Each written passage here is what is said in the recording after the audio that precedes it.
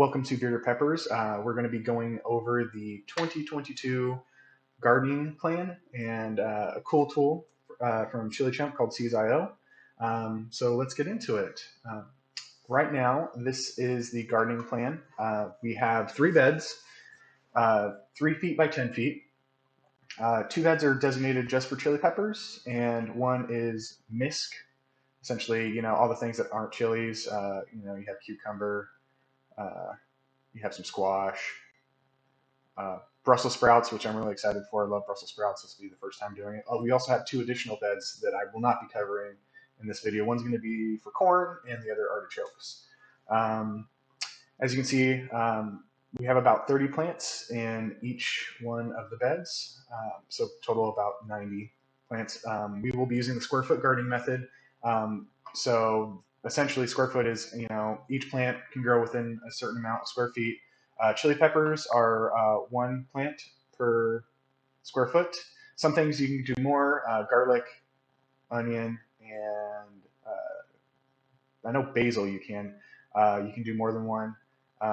Rosemary, thyme, and sage, I believe, are just one per square foot. But there's other things like squash, beets, carrots. You can do like 16 in a square foot. So we really prefer the square foot gardening method.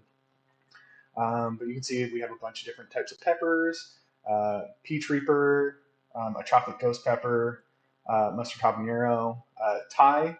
All these Thai ones I got from my buddy Justin. He grew a bunch of Thai chili peppers, and they were phenomenal. So he gave me a bunch of his chilies. I pulled the seeds out, saved them. I plan on growing a bunch of them because they were really spicy and they were really delicious. Jalapeno is another big one that we really want to do. We are big fans of pickled jalapenos in our household, so we want to try to get as many pickled jalapenos as we can. Maybe do some cowboy candy. Shishito, I was really surprised how much I love shishito. I will usually just go in the garden and pick them and just eat them right off the vine. Maybe clean them up a little bit, but yeah, shishito are delicious. Yellow devil's tongue, red Scotch bonnet, Hungarian hot wax.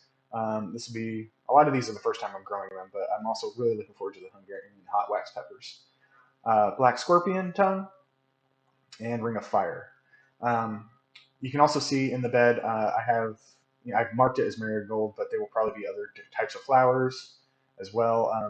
I kind of put them in the bed like this to essentially help get propagation going with pollination. So hopefully, when a bee comes in to flower, he'll kind of go out when the other chilies and such start to flower and pollinate everything around it and kind of keep them in there and doing as much work as he can while he's there. So that's why I've kind of put them strategically throughout the garden. I think there's one here, there's a few here, and a few here as well. Try to help these out because last season when we were growing cucumber, they didn't pollinate very well and we didn't have any flowers. So I want to try to get a lot of zucchini this year. So yeah, this is pretty much what we have going for this. Besides the two other beds, like I said, the corn and artichoke, we have a lot of chilies going on. Last year there just wasn't enough to do the things that we wanted to do. So to help me planning this, I noticed that Chili Chump had come up with a cool tool called Seeds.io, and essentially you can do all of your germination tray planning through this, and you can track the plant through its life cycle. Germination, potting, etc. And he's kind of geeky like me. You get a lot of cool stats and statistics and stuff like that. So when you go to Seeds.io, this is the homepage, and we can go ahead and take a look at my seed trays. So I just have tray 1, tray 2, 3, and then 4. And then I've just given a little generic description: hot peppers, hot peppers, slash peppers, and miscellaneous vegetables. So we can go ahead and go through. And this is the cool part about this tool. All this is custom. This is my germination tray size. It's 6 slots, 6 columns by 3 rows, and you just plan it out. And so essentially what happens is while it's going through, when it germinates, I will go ahead and click this little button. If that plant germinates, I won't click it now because I don't think I can go back. It'll change the icon to a sprout, and that way you can track it better. What I was doing last year is I had an Excel with all my seeds in the tray tracked, and everything was yellow. But when it turned green, that means it germinated, and it was kind of a pain to kind of track and save and manage. So I plan on using this because this is going to be a lot easier. This works really well on your cell phone as well. I just decided to do it on my laptop because I had the time to do it on my laptop. But we can go ahead and make a quick tray real quick, give you a little idea of how easy it is to use. We'll just go ahead and call this tray 5. Tray description, let's just say it's super hot peppers. You give it a specific color to help identify which tray is which. Number of columns, I will go ahead and use my current setup, and I will mark this as public so other people can make comments on it, kind of get the socialization going a little bit. So see, just went ahead and made a tray 5, so we can go ahead and open that. And here's where you can start adding all the peppers or other vegetables that you want. So if I go ahead and click this, it takes me to this. It defaults to chili pepper, which I will go ahead and use in this instance, but you can go ahead and type something like cabbage, and you can click that, and it tells you, hey, it's a brassica, and it gives you, these things are all brassicas too, but we want to do chili. So let's go ahead and go to chili, right? And if you look over to the right, you can see recently added. These are all things that I've recently added to the Seeds.io in my tray, and we'll go to that in a second. But right now we'll make a new one. So let's go to the next step. Location, I just have all my germination stuff on one shelf. Category, you can input these categories yourself. Let's just go ahead and do ghost. When you plan on planting it, so we can just say, hey, let's plant it on the 29th. Plant name variety, we'll go ahead and use one of my personal ones that I got from online, Ghost Chocolate. Seed source, you can even input the place you got it. Pepperjoe.com is where I got this one. Grow method, I'm using Swell for everything, but they have aquaponics, hydroponics, and aeroponics, which is cool, and any additional details that you want to provide. You can hit submit, and then it will go ahead and populate that one spot in your tray.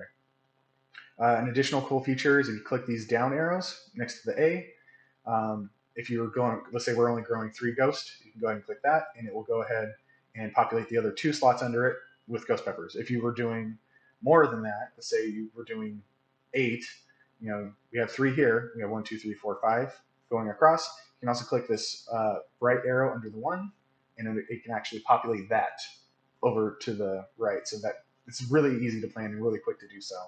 But let's say we're growing 8 ghost peppers, and it's like, hey, we want to grow shishito in here as well.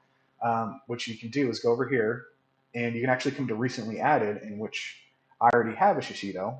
And what it does is it saves the information that I initially had in a different tray, keeps it, and then I can just say, hey, I want to add that to this tray, submit, and it populates it right there, which is really nice. This tool is amazing for planning. One of my favorite parts about gardening is the planning process. And I can actually show you this. So right now it hasn't germinated, but let's say in a week or 2 it germinates. I can go ahead and click this seed next to the trash. It says, are you sure you want to germinate? And I say yes. And a cute little plant with a little leaf come out. So saying, hey, it's already in the germinated status. And when I go to plant, I can say, hey, go ahead and plant it up. And it's saying, hey, what pot number is it? So we can just give it whatever number, 16. Now it identifies that pot is number 16 and it has been potted. So it's a really cool feature. It's really cool for planning out everything you need to do. I will go ahead and go back to the list of trays, and I will go ahead and trash it because this is just a demo tray. Come on. There you go. So I have a total of 4, because like I said, I have about 90-ish plants to pot. There's also a cool thing that Chili Chump goes over in his mini-series on this. He's got a 7-episode mini-series on just the Seeds.io. He also goes over NFC tagging, which I plan on doing. Essentially just buys an NFC tag, programs it, and it actually you can track the progress through the NFC tag in Seeds.io. You take pictures and automatically uploads it to that plant specifically in Seeds.io. It's a really cool tool. I recommend everybody, if you're interested, go over there and check it out. If not for the NFC stuff, just for the seed planting, it's a phenomenal tool. So yeah, that's going to wrap it up for today. Hopefully there will be more videos to come. I plan on doing one on a drip fertilization for the new bed with fertilization already built in, so we don't have to worry about manually going out there in the summer and watering everything. It's already built in. Super easy to do. Really cool tools. So yeah, thank you very much for watching.